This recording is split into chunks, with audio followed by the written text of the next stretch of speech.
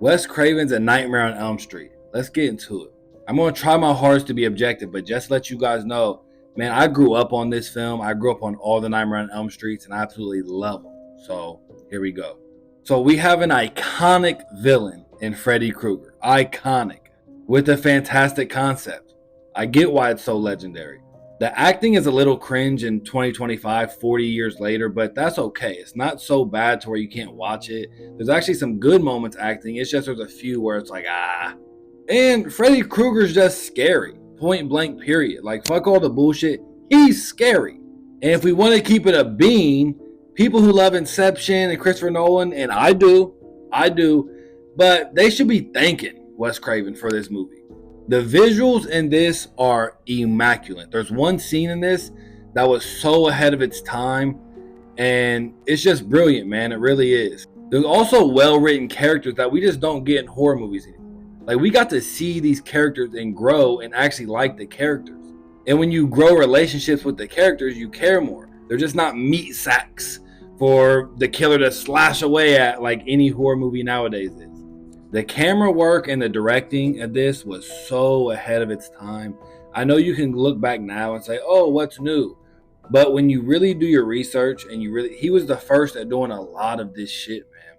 Even this scene, like it's just crazy. Go watch Freddy Krueger, man. So the concept or theme is still my favorite part about this film. There's a million great things, but the psychological versus physical horror is questions we're still going to be asking ourselves. Which is scarier? Well, you don't got to answer that question because Freddy does both, and that's why it's so genius.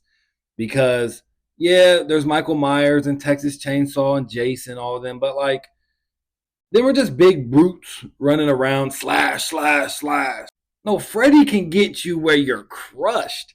He can get you in your sleep. You can't get away from Freddy. And that was so scary as a kid growing up. And going to sleep, I literally vividly remember nightmares of Freddy Krueger. New Line Cinema, which we all know today, was saved from bankruptcy by the success of this film and was jokingly named the house that Freddy built. Fact. I just thought this was interesting that it would take Robert Englund 3 hours to get in his Freddy makeup. That's miserable. That's that Grinch shit.